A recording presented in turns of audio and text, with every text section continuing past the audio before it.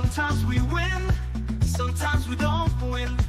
Don't give us the burn, don't give us your stink eye. We try our best, and we're successful. Come watch our show, Bet River sponsors. It's time to start, enjoy the show.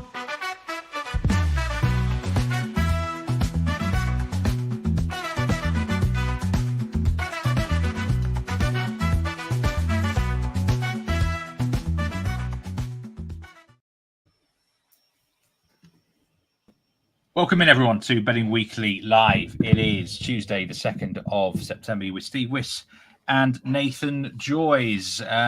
Wow, what a really hectic August it was in the soccer world, Nathan, not just on the field, but off it as well. Transfer deadline day yesterday. I mean, I felt like I could hardly breathe. I was looking at the transfer deadline day from so many different angles, from a personal fan perspective, like overall perspective, different leagues perspective. And in the end, I just switched off. Because it became all too much for me. How are you feeling? How are you feeling? It's the best way. And the fact that it was now 7 p.m, the window was closing. I don't know if that was a blessing or not. It just seemed to be chaos, didn't it? I think the best thing to do was, you're right, put your phone down, pick it up a few hours before bed and just catch the highlights, because Twitter is just a whirlwind when it comes to the transfers. But I'm here for the international break now, a couple of days of the calm before we get into some really exciting fixtures. And people hate the international break, but from a South American point of view, I absolutely love it. And it's the first glimpse before what could potentially happen in the US next summer. Yeah, and today what we're going to do, we're going to have a look actually at the World Cup outright market. First time we've done it actually on Betting Weekly Live, and it won't be the last time in the countdown to 2026 World Cup, but also with Nathan on the show. Nathan's going to be joining me on Thursday as well. Today, we're going to go through all the South American qualifiers for Thursday evening and get some bets on in advance. Not often we get that chance on Betting Weekly Live. I was just actually looking through some of the notable soccer winners and losers from the weekend. Biggest bet was sadly a loser in the Premier League. Chelsea, Fulham over 2.5 goals, minus 159. I mean, that was 2-0, wasn't it, after about an hour? So it was a shame there. Someone lost nearly $20,000 in the Malmo game in Sweden.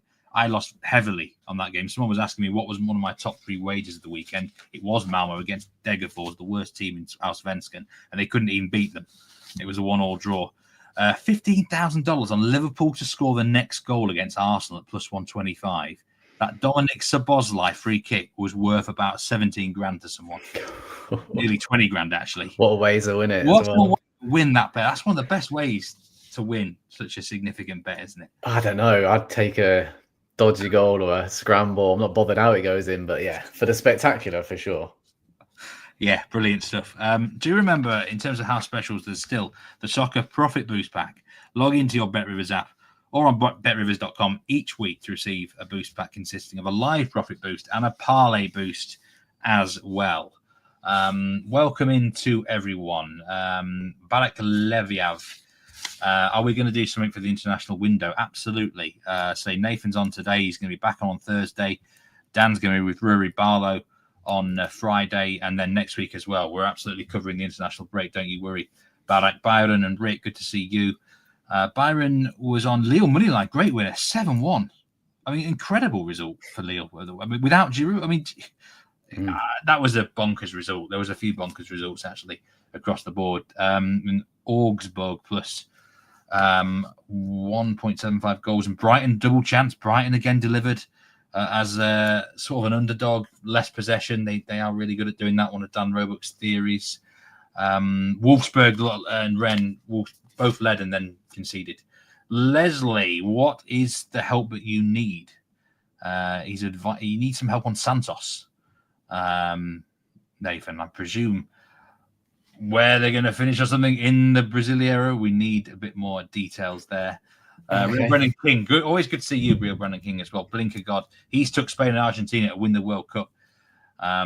Stephen on X, welcome. And remember, you can watch multi-platform, of course, now on X, Twitch, or Facebook as well. Crazy week for wagering. I don't know how these guys bet consistently. It's the Wild West. Yeah, I mean, the tennis content has been sensational on the channel, also on the Instagram and stuff like that. Nigel and Sean have been out there. Tamas, Man City lost him money. And A agrees with you, Nathan. He likes the sort of a break with the international soccer coming now. So yeah, it's you're right. It's kind of calm before the storm a bit. I always quite like this one here. I get annoyed when the October one comes around because then you're only just getting going again. No, for sure. Sometimes I actually think Arsene Wenger was maybe right, and the international should be more condensed. Maybe not all of them in one block, but a couple more extra games. Right, Betting Weekly Newsletter. Before we move on, anyone joining the stream live or on demand, do check it out. They come out Monday through and Friday as well. The Insider, of course, is the highlight reel of that. Where there was a great preview with a lot of the US sports in the last edition. And there'll be plenty more themes coming your way soon. I've got a feeling there might be a Ryder Cup special coming in a couple of weeks. Don't quote me on that one, but I think we are going to be covering that. We're certainly covering it on Betting Weekly Live. Simon Holden's booked down in for a double dosage at the end of that week. World Cup 2026, Nathan. This is the countdown is now on. We are about 9 months away from the start of the tournament, something like that. Crazy. And here we go. For the first time, I think I've put this graphic up. It won't be the last. World Cup winner outright 2026. Spain the favourites. Brazil, France, England, Argentina make up the top 5 in the betting, and we go all the way down there to Poland, 200-1 at the moment. There are teams that have already qualified for this competition, roughly about a dozen of them, including the 3 hosts, of course, Canada, Mexico, and the USA. I've got one ticket at the moment on a side, and that is Colombia. I mentioned it before several times on Betting Weekly Live. I managed to get on them at 100-1 quite a long time ago now. I still think 50-1 is not terrible on them. There's one other team that I am actually going to talk about, and I'm about to get on, but I'll save that for a bit. It's actually a European team. But Nathan, it's sort of early impressions here. What teams look too short? What teams look too big at this point in time? Brazil are way too short. I don't care who's in charge. Carlo Ancelotti has come in, and I think that price has been slashed as a result. But there's so much work to be done there, and the fact that they probably have, realistically, and we'll talk about in more detail what I mean shortly, one competitive game between now and the World Cup because their qualifiers are almost over. I don't think they'll bother in their away fixture in Bolivia next week. So they have a couple of competitive fixtures, but they've just been an absolute car crash for 2 years now. So how on earth are they second favourites? I'm presuming since Carlo Ancelotti's come in, that price has been slashed. But I don't get it. I don't care if they have Mourinho next to him, Zidane, whoever you want. Like, it's just not going to work at the moment. So that price is just way too short. I don't understand it. But as you've shown me there, Argentina at plus 900, that price, they're in the wrong place with Brazil, and I probably have them shorter. They should be joint favourites with Spain. I don't understand why they're not. They're the best team on the planet still. You could argue with Spain potentially, but how they've performed in these World Cup qualifiers as well. Everyone's going to probably challenge me and be like, well, Messi's going to be, 38 at the time? Like, is he going to have the legs? But just him being there in the squad for those key moments, it's no longer all about Messi, this team. Like, there's the transition which Lionel Scaloni has done with a few of the players, Julian Alvarez, Thiago Almada, the way they're coming into the squad. There is so much depth there. So, yes, you're looking at a clean squad and if there aren't any injuries, but if it's not all about Messi, plus 900 is ridiculous. And say, for example, Messi gets injured and he doesn't go to the World Cup, Argentina's price would be even bigger, and I wouldn't put anybody off it on the drift either. I just think that's the value pick out of all the South American teams, even the European teams. But my one advice, if you don't want to back Argentina, just do not back Brazil at that price. That is ridiculous.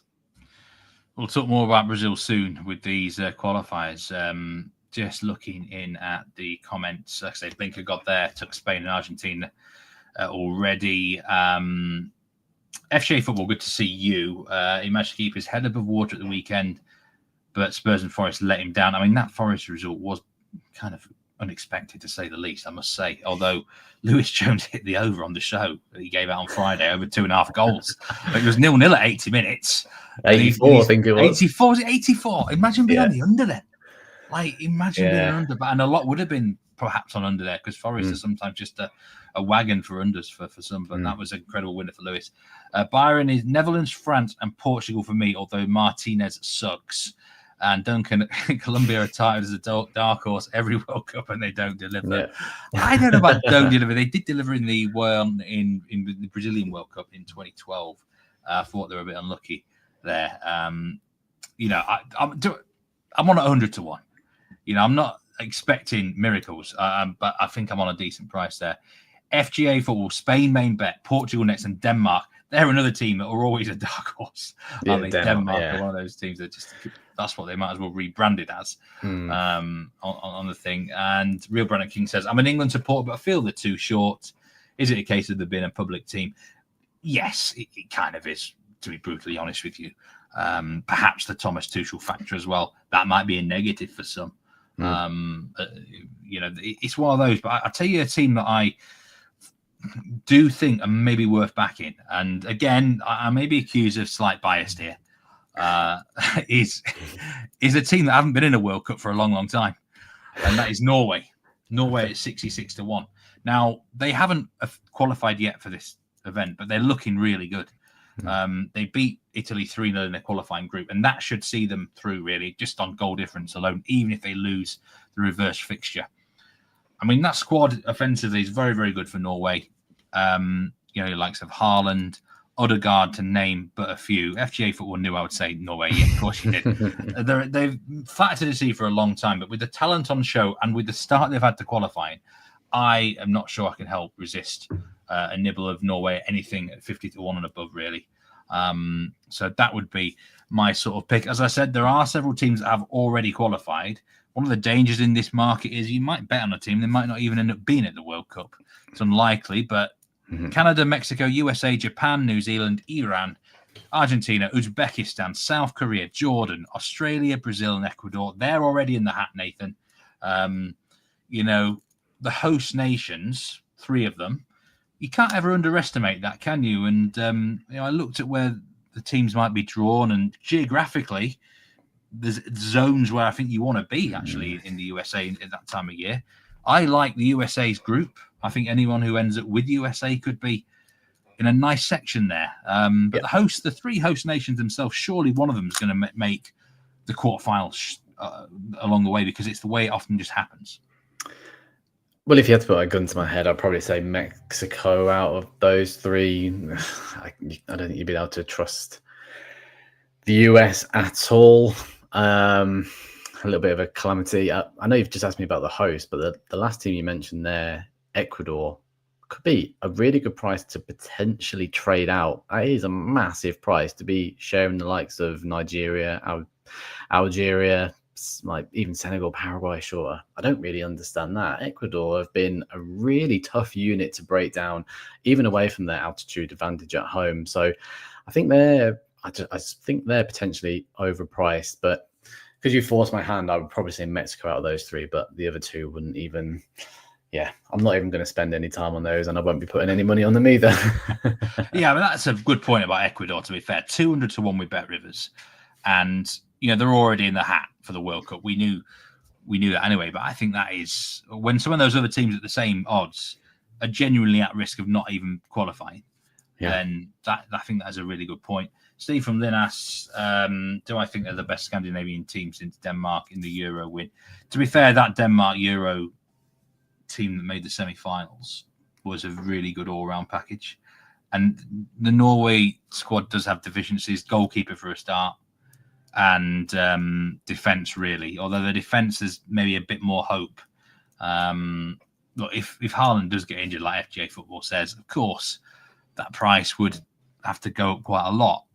But, you know, I suppose you could say that about a lot of nations. If a certain player wasn't fit and available, then, you know, I've just actually heard from producer Troy behind the scenes here. We've taken a $10,000 bet on the USA to win the World Cup at 100 to 1. Bet Rivers have taken a $10,000 bet on the USA at 100 to 1. So let's see how that one goes. Yeah, you laugh, but I tell you what, the host nation, look at South Korea all them years ago, Nathan. They made the semi-finals, was it? I'll give them double the odds if they want to come and play that with me. Ooh. There's not a chance. There's not a chance. Unless someone really knows something I don't there, but I don't see it personally. But best of luck to everyone, of course. Real Brandon King, thoughts on Jesse Marsch coaching in his first World Cup? Do you know what? I actually quite like the idea of Jesse Marsch in this World Cup, because I think he's better in international level than he was at domestic level. Actually, he had a good run in the Copa America, reached the third place game against Uruguay. I think needed penalties to see them off. Uruguay did in the end. And Marsch might just be a good tournament manager, because he's a motivational manager. He's an impact manager. Over the course of, I don't know, a year, his deficiencies come up, but I'm more positive about him than he was at Leeds. Let's just say that. But I quite like Canada out of the host nations to do okay-ish. Mexico maybe might have a run. Obviously that better loves the USA. Let's see how it goes with the host. Yeah. I'll stick with Argentina. We'll leave it at Argentina. So Argentina would be a best bet right now. If you had a Definitely. free $50 bet, or more than a free $50 bet, Argentina would be your team. Yeah, 100%. Considering I'd say it's between them and Spain, and you're almost getting double the price. That's where the value is. Nigel is in the chat room. The USA bet is okay. I was at the MLS at the weekend. I took off my boots. He would have got a game at 52. How many USA players, right, who are currently playing in MLS are in the USA squad? That'd be interesting, because there's quite a lot of them around the world, isn't there? That do get in that squad. I don't know from MLS exactly, to be honest with you. But and in terms of Byron, there will be side markets start to come out for the World Cup, probably when the draw's made, which I think when is the draw? December? Maybe along those lines. Yeah. We might even do a live stream for that draw. I love the side markets. I think that's where you get your value, where you can bet on teams to finish third. I know that sounds outrageous, but that's sometimes where the value is. So those side markets, rather than just trying to look at who's going to win the tournament or who's going to win the Golden Boot, those group stage little side markets to finish bottom, to finish third. Oh, that's where I come alive. That's why I love those sort You're of waiting for them. Best. I am. Yeah, those niche ones. Yeah, so the World Cup draw, I think it's in December. Hopefully we might do a live stream for you. I don't know. I need to check the procedure. It might be too long. We might not be able to afford the hourly rates. It goes on for hours, doesn't it? Just the FIFA draws. Yeah. There you go, producer Troy. 5th of December. It's always an exciting one. That's for sure. Okay, let's get on with some matches this week. This is on Thursday evening. US time. There we go. 8:30 p.m. Eastern time. Brazil, Chile. This is a bit of it's a dead rubber, isn't it? Brazil have qualified. Chile are eliminated. It's been a terrible, terrible campaign for them. It might be a difficult game to find a bet on, Nathan. But before then, you mentioned Brazil. They are the favourites for the World Cup. Carlo Ancelotti's come in, and look, it's been a really turbulent last 2 or 3 years for Brazil. It's been the worst Brazil I've ever seen in my life, to be honest with you, at certain points. But have they turned the corner? That is the question now. Doesn't matter how bad you are a couple of years ago. If you are good heading into the World Cup, they've got the manager. It seems like some of their players are getting, better. Rafinha isn't as good as he was 2 or 3 years ago, is he, for example? Someone like that. I seen on your X timeline today, Kevin has come in at Fulham. Are we getting some exciting talent at the right time for Brazil, maybe? You say they're a fade right now, but could they improve in the next 10 months?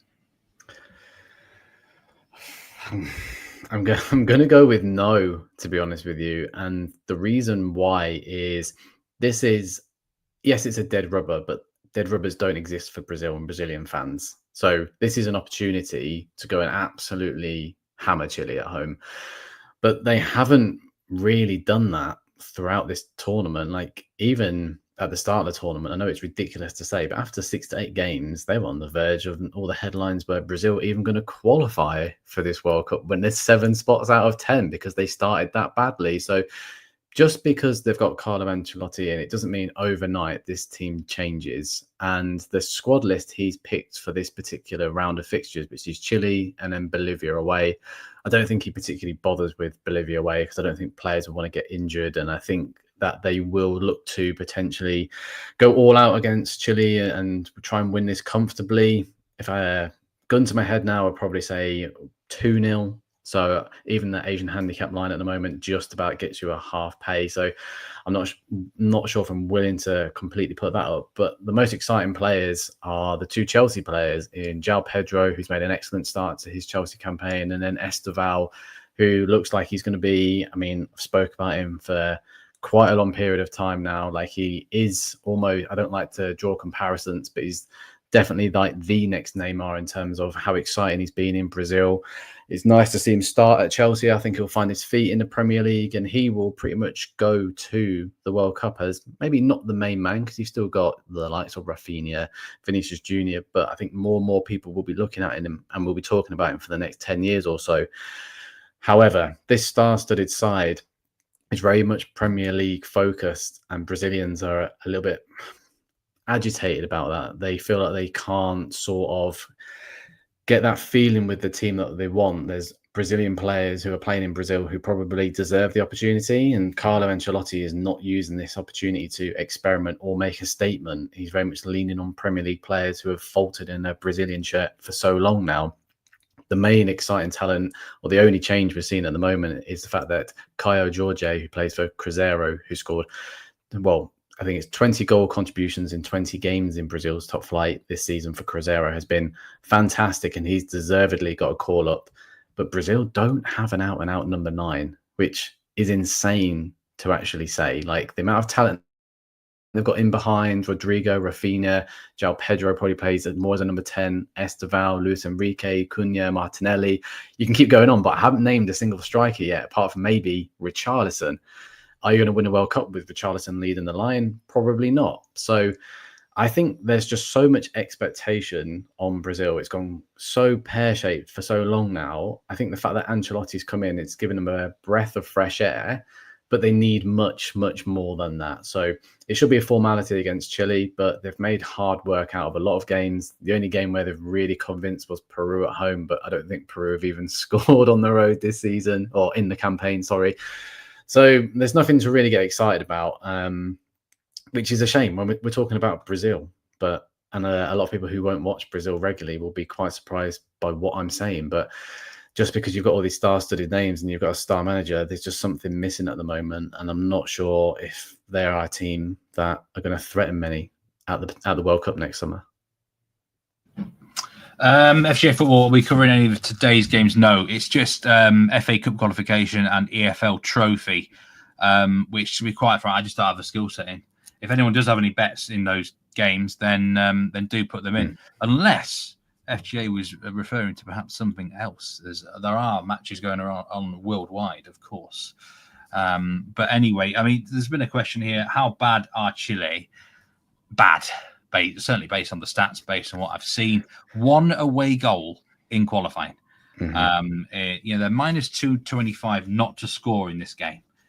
Yes. Is that a lump on job, or because sort of it's this? Well, I've used the word dead rubber. You said it's not a dead rubber. Is there more risk that sort of the end of the qualifying, when it doesn't matter as much, they might just score a random goal, Nathan? But this is a shocking offensive side, isn't it? Yeah, it's not a dead rubber for Brazil. I think Chile have just been waiting for this particular qualifying to end for such a long period of time now. And look, they even lost at home to Bolivia, who hadn't won away in the World Cup qualifiers for over 30 years, which just goes to show where they are at the moment. So, yeah, so blunt at the moment, just coming off a 2-0 defeat against Bolivia as well. They've just been incredibly poor. So if you are looking for a bet, Brazil to 0, a low-scoring result in favour of the hosts, I'd be very surprised if Chile scored. I think if Chile do score, maybe it does show my reasoning a little bit more that Brazil aren't quite ready for success as of yet. Yes, fair enough, that one. I'll tell you what we're going to move to now. We're going to go to the Uruguay game. Uruguay up against Peru. Now, the start of the qualifying was brilliant for Uruguay. Marcelo Bielsa came in and, them famous wins against Brazil and Argentina, was it? Yeah, And Argentina away as well. Yeah, I was backing the overs blind in his games early on. You getting goal lines at 2.25, I was making a profit. Then it seems to have flipped on its head. They're not officially qualified yet, Uruguay, but they pretty much are. There's no problem for them, really. What's gone wrong for Uruguay? Because it looks so good. I know there was that fallout with Luis Suarez, wasn't there, which was kind of a bit public, and that might be perhaps one of the difference makers. Minus 345 to beat a Peru side who are all but eliminated from proceedings here. The visits is actually 12-1 nearly on the money line. Over 2.5 goals is plus money. Talk to me about Uruguay. Talk to me about this match, if it means much to them. It's really complicated to figure out exactly what is happening with Uruguay. And you said there you were blindly backing over. It's like over the last 10 World Cup qualifying matches, there's only one which has gone over 2.5, and that was 3-2 against Colombia, where Colombia equalised in the 96th minute, and then Uruguay won in the 101st. So that just stands out as a ridiculous peak South American match. But the fans aren't happy with Bielsa. They're not happy with his squad choices. He releases his squad incredibly close to the games, where a lot of other nations prepare at least a week or so in advance. But his squad selections just have been very confusing. They've had a couple of key players out. Nicolas de la Cruz for Flamengo. He's normally one of their key players. He's been out injured for a long time, but just lacking anything up front apart from Darwin Núñez. And we know Darwin Núñez is quite the enigma. And now he's gone to Al Hilal.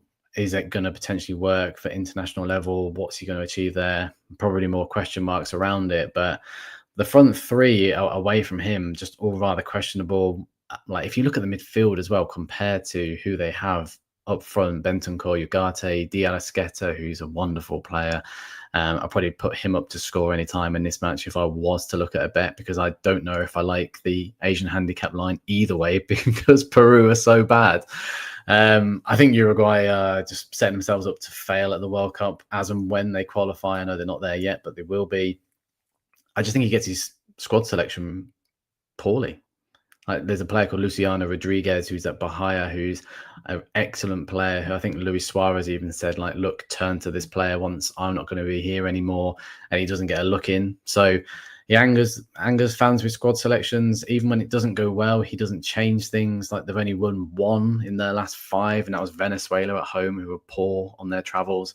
So they've got a lot of problems. I just don't think they have the quality in the final third. But Bielsa has his favourites, and it doesn't seem to work. But some really disappointing results since Copa America, where I think I actually tipped them to go and win that tournament. And I thought they actually performed fairly well until they were knocked out. But they've returned from that, and they've just been really disappointing. I just think it's because they lack a lot of a natural goal scorer or players either side of Darwin Núñez to help them out. So we've not started well on this show with potential betting offers, but if you are looking for someone to find the back of the net away from Darwin Núñez, Di Arrascaeta is, I mean, what a player he is. He scored last time out for Uruguay. It was one of his best goals in a shirt for Uruguay. He's heading into the tournament with scoring in his last 3. He's challenging for the Golden Boot in Brazil. So I think a lot of it's going to go through him, to be honest with you, and Peru's defence will fold like a deck chair. They're incredibly poor.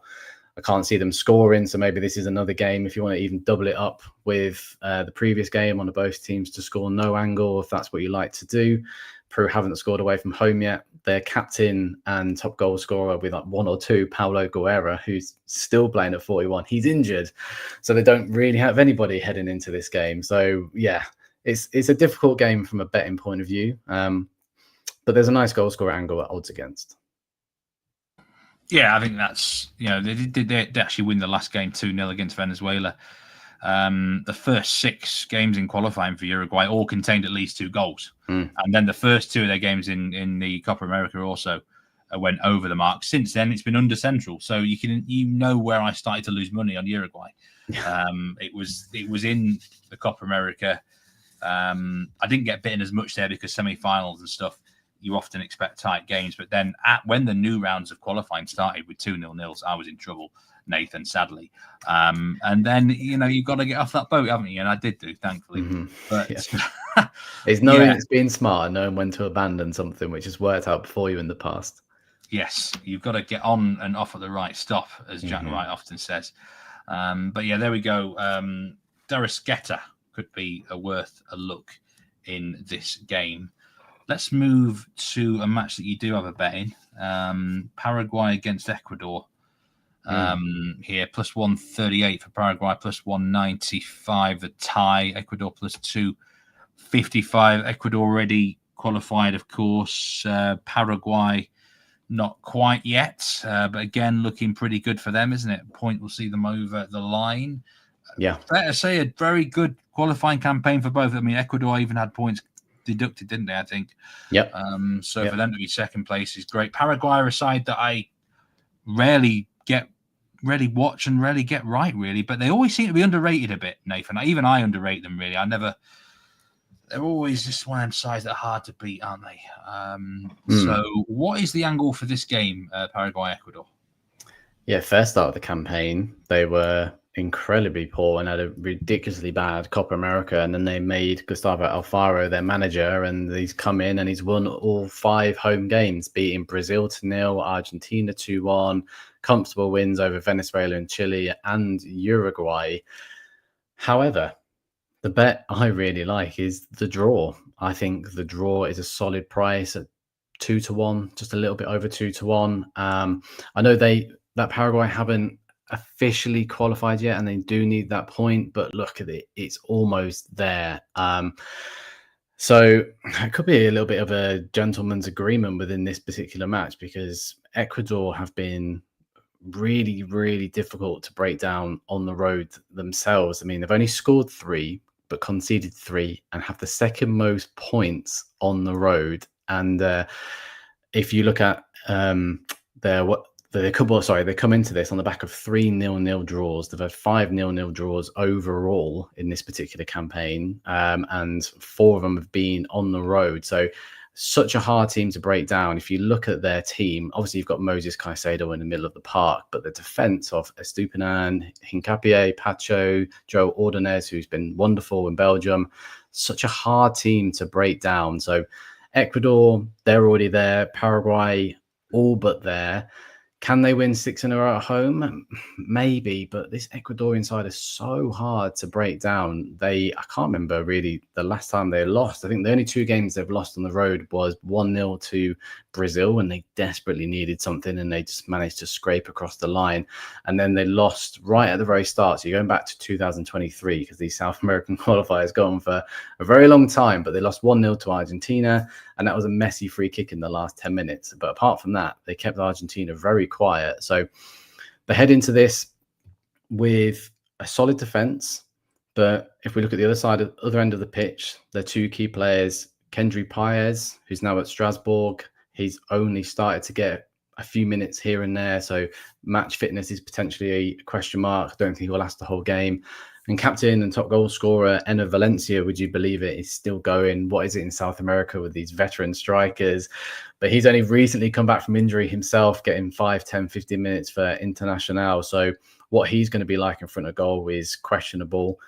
And then also, if we flip it around once more, Paraguay are without Enciso. Ramon Sosa hasn't scored all year. His disastrous move to Nottingham Forest, and he's come back to Palmeiras and hasn't set the world alight for them either. So you're looking at 2 blunt attacks, but 2 really sharp defenses. So people who watched my first appearance on the show when I put up 0-0 for Palmeiras versus Botafogo at the Club World Cup, well, it's time. I'm going again. I think 0-0 in this game is a cracking bet around 6-1, and the draw at 2-1. So if it's 0-0, like, we're covered in clover here, but I just can't see Paraguay winning 6 in a row without Enciso, getting past this Ecuadorian defense that just doesn't concede, but an attack that can't really score either. So I think 0-0 sounds particularly boring, but hopefully we can make quite a profit from it. Plus 540 with Bet Rivers for the 0-0 draw here. The tie plus 195 as well. You take note when Nathan Joyes says back a 0-0 after the debut you had, like you said on the show there. Okay. For betting splits, by the way, we'll probably get some betting splits for these games on Thursday if there is any significant money. I'm just going through some of the comments now. FJ Football, Grimsby, Bolton, and Huddersfield in that EFL trophy today. Kruku, have you checked the matches from fourth round of La Liga?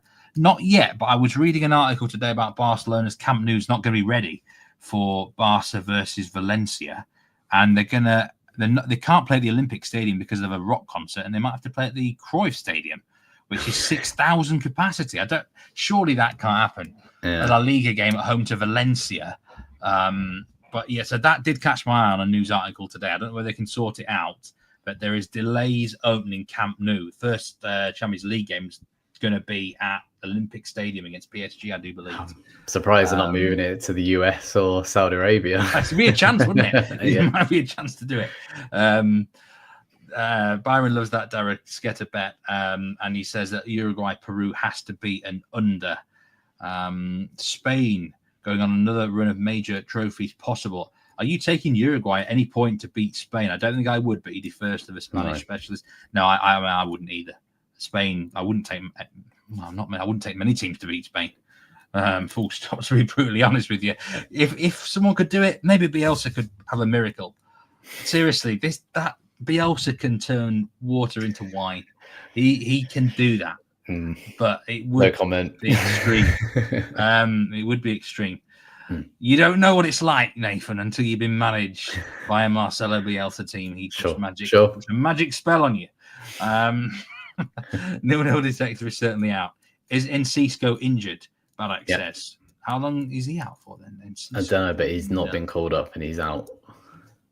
Yeah. Sac Melier goalkeeping coach. Yeah, this is one of the reasons I don't bet on that cup. It's why I don't tend to bet on many domestic cups, full stop, because team news is king and you can get burnt quite badly. But for those in the know, there's people out there in the know, especially at local level. You can, of course, get an edge. Colombia, Colombia, Bolivia.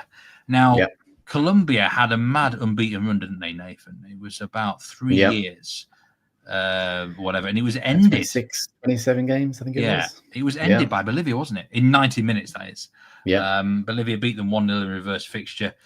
Not the first team to lose in altitude there in the Andes. A chance for Colombia to get revenge. If Bolivia win the game, they stay in automatic contention, which is quite incredible for them. They're normally rock bottom and out of it by now. They are 18-1 to win this game, though. They have to win to stay in automatic contention. More realistically, they're looking at the 7th spot with Venezuela for the Interconfederation playoffs. Colombia minus 670. A bit like Uruguay. It started like a train on fire, and things have dipped ever since that unbeaten run was lost. In fact, they were winless in the last 6, although have drawn the last 3 reasonably well. Sure, are we going to could Bolivia shock everyone here, or are Colombia going to get their revenge? Oh, I hope I'm so wrong, and I really would love Bolivia to turn up and win their second away World Cup qualifier in 30 years. But I don't think lightning strikes twice. I don't think they're going to do it in the first in the same campaign. Yeah, you're right. I think it was always going to have a bit of a knock-on effect once you've lost, when you've gone and beaten 26, 27 games in a row, including a positive result against Argentina and Spain in the friendly. As I'm talking about, they beat Spain, didn't they? I think it was at the West Ham Stadium. But yeah, it's been a little bit disappointing since, but they went away to Buenos Aires and drew 1-1 with Argentina. Disappointing 0-0 draw at home to Peru, and then threw away a 2-0 lead to Paraguay, but probably the most informed team at that time. So this is night and day, though, so you can sort of put form to one side, and I think they will be seeking revenge for that particular match. So I think any combinations you can get on Colombia and both teams to score, no, I just can't see it happening. I had a little look earlier. I don't think Bolivia, let me just double check, but I don't think Bolivia have even scored in Barranquilla since 1993 was the last time Bolivia scored against Colombia in Colombia. So you can take the recent run of form with a pinch of salt, because on the road, Bolivia have been, as expected, incredibly poor, conceded 25 goals, the most out of anyone by far in 8 games. Yes, they beat Chile, but Chile are rock bottom. So they've scored 4 goals. And if we look at that, 2 were against Chile. I think we can put a line through that. The other one was away to Ecuador, which sounds impressive, but Ecuador playing in Quito, also high altitude, so similar conditions, so they're going to be used to that. And then I think the other one, if I just quickly go through my notes, can't remember where that other one was. One of the first games, they actually scored against Brazil when they lost 5-1, so that was maybe quite controversial. So they have managed to get a few goals on the road. I can't see it happening here. Colombia, as Steve already alluded to, are a good bet for the World Cup to potentially cash out. And if you think Colombia have a good chance of a strong run in the US and next summer, Bolivia aren't going to trouble them here. So yeah, Colombia won't want to get into. They've already missed out on a World Cup previously, haven't they? And the fans were very not happy about that. So if they can just win this game comfortably, qualify, and then they can put their feet up for the next game. But then it makes it still really interesting, because Venezuela have got to go to Argentina. They probably won't get anything out of that. And then Bolivia have Brazil at home next week. I think it's Tuesday, Wednesday, to potentially then get that 7th spot to still go to the World Cup, which would be sensational for Bolivia to achieve that. But it's not going to happen here. I'm probably really looking at some really boring bets, as in Luis Diaz to score, but I don't think you're going to get many prices, so you're going to have to combine some. But Colombia to win to 0, or Colombia and both teams to score no, whatever you can get in and around 1.7 and above is worth it. But the closer we get to kick off, that's shortening all the time. Do you know what? I think Colombia rack up a big number here. The most striking thing about Bolivia away from home is the amount of goals they concede. And fair play to them. They have got that win. They scored more goals. I mean, Peru haven't even scored an away goal in qualifying, which is that's bonkers. Chile with 1 goal. Paraguay with only 4 away goals. But the amount of goals that Bolivia concedes a lot, and I think they'll sack this game off. I think it's all about that last game for them. That's winnable now because of how we think Brazil might take it. So I think Colombia are very capable of racking up a really big win. I like the -2 Asian handicap. It's at -139. I might even look at laddering this. I might look at laddering correct scores to 0 as well. Yeah. So I wouldn't put you off at all. Yeah, it's just one of those, isn't it? Where they just need to win Colombia, but a 1-0 home win against Bolivia is kind of a little bit not acceptable to the fans, is it? It'll do, but surely the last time they met at home in a similar circumstance, so the last qualifiers, so I know you're going back 2 or 3 years, but it was 3-0, and I wouldn't put you off that as well. But that's when Colombia actually missed out on the World Cup, but there was only 5 places at the time. It's now 7. So, but they are in a similar situation. If we were looking at the old qualifiers, Colombia would be panicking right now. So they're in a fortunate situation, and with that pressure off a little bit, especially if they get that first goal, Bolivia would just fold. So Colombia to 0 for you, that would be probably your best bet from this card overall, do you think? Or yeah, definitely. Yeah. I don't disagree with you on the laddering as well, but I would prefer Bolivia not to score. Yes. Michael St. John, good to see you from X. Do give us a message if you watch on X. We know a lot of you are, and we're multi-platform now. Also, if you watch on Twitch, do give us a message. Tristan said he watched Bolivia, Chile. It was so poor, Auckland City would smash either. That's a big statement, Tristan. Depends where it was, because if it was at El Alto, it probably wouldn't. If it was at El Alto, then Bolivia would give them a good smashing, I'll tell you now. On a neutral turf, I don't know. We'll have to wait and see. Just one final game to talk about before we finish the show. Argentina, Venezuela. A match that means far, far more to Venezuela, obviously. Win the game, and they're probably going to be getting that into. Well, they very likely would get the intercontinental playoff if we think Colombia rack up the score against Bolivia. Argentina -435. That'll win this game. Tie +550. Are they the sort of team who will like to give Venezuela a favor or not? No, this is this is South America, isn't it? This is South America, but this is also Argentina's last home game, and they've dominated from start to finish, really. 35 points. They've walked it, really. 10 above Ecuador. I know they've had -2 points, but it's been a walk in the park, and Argentina have been so strong throughout. And it's normally been, the bet for Argentina has always been Argentina to win an under 3.5, but that has not always landed in this particular round of fixtures. Yes, they smashed Bolivia 6-0 at home, which you would expect, but they also smashed Brazil 4-1 at home. So they can be incredibly ruthless with or without Messi. Whether he plays, what he features, I'm not 100% sure. So yeah, of course, this matters massively for Venezuela, but they'll be looking at that home tie next week to get over the line potentially. But they've got some key injuries here. I know on the screen you've got Joseph Martinez, second place behind Rondon, but he is out injured. So is Jonder Cadiz, another winger forward. So they've got 2 key players out there.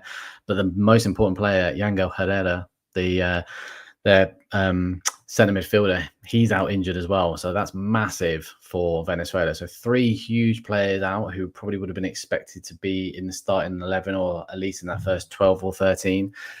And Argentina are at home. They're just a different beast. Doesn't matter if Messi plays or not. Julian Alvarez has been very strong for them. Thiago Almada is almost taking Di Maria's shirt, and he's a player to watch out for who's just got that massive move to Atletico Madrid. So I'll be looking at I think it's gone quite short in the last 24 hours or so, but -1.5 for Argentina was around 1.7. I would be looking at maybe the -1.75 Asian handicap. I think you get at least a half win there. I think similar to what you said about Bolivia, I think Bolivia will be looking at that home game next week, and I think that's exactly what Venezuela will be doing as well. I think the case of don't get anyone suspended, don't pick up any more injuries. If you can nab it, try and do it. But I've looked at this game trying to think about the motivation factor, but I just can't see it happening. I think Argentina won't get out of second gear, and will probably record a comfortable 2 or 3-0 victory here.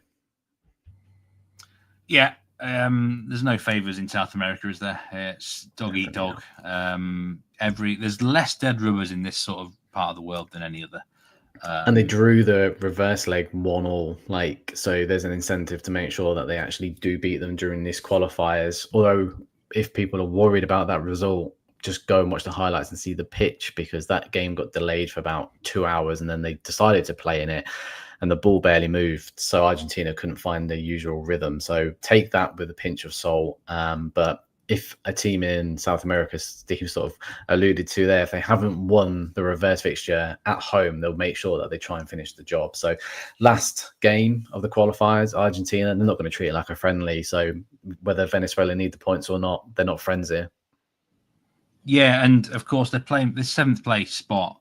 Looks very likely to be Venezuela or Bolivia. The winner of that will go into the intercontinental playoffs, which they actually happen in March, so they're going to occur after the World Cup draw is done. 6 teams are in this intercontinental playoff. New Caledonia are confirmed as one of them from the Oceania region. There'll be 2 teams from CONCACAF.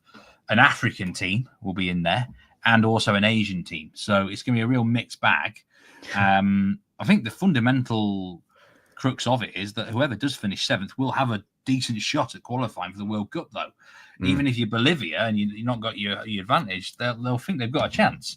Well, we're speaking about Bolivia. Sorry to cut you off, Steve. We're speaking about Bolivia, but Venezuela have never made it to a World Cup finals before. So, I know I'm always on the train of Bolivia because I do feel sorry for them in terms of budget and players they can produce, but it's also the same for Venezuela. They've never made it, and this is a real opportunity for them. So they have Colombia next week. So if they don't get anything out of this Argentinian game, the fact that they have Colombia at home, I think that's a belting game to tune into next week. I mean, at the moment in time, I make Bolivia favourites to finish 7th, just because I think that they're at home to Brazil. Bolivia at home are money against anyone. They can beat anyone back in the day. I mean, but Brazil, even the famous Brazil teams were really, really good. Oxygen masks, Yeah, they hate going there. I know the market's not there yet, and we're getting ahead of ourselves. But if we are to look at that Bolivia-Brazil game, I'd be looking at red cards. I'd be looking at corners. I think against Uruguay, when they drew 0-0 recently at home, they had 16 of their own. This is a chance to go to a World Cup. There will be carnage in El Alto. So as soon as that game's priced up, let's start looking at a few of the niche side of the bets, because there's going to be so many opportunities to profit from that particular match.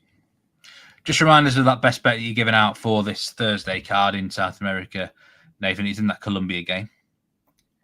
Colombia to win to 0, but I do really, really like the Paraguay-Ecuador draw. Not the 0-0 as such. It's still a bet, but I'd say they're shared two best bets there.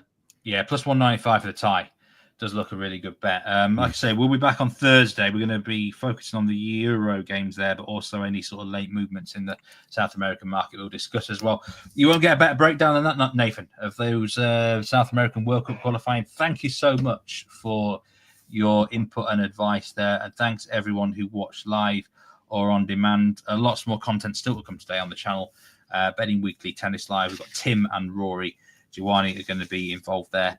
And the Hardball Show and the Fast Break Show is back today after a day off yesterday. Doug and Chris on the Hardball and Doug and Albert on the Fast Break Show later on. So do tune in for those. And I'll be back tomorrow on Betting Weekly Live with Nigel Seeley is set to be in the chair alongside me. So we'll be discussing more US Open stuff and whatever soccer is on the card. I don't think there's much on the card, so we may we'll have to wheel and deal a little bit or stick totally to tennis. We don't know yet. Thanks everyone again. Very good to see you, of course, and good luck with those plays, Nathan. We'll see you next time.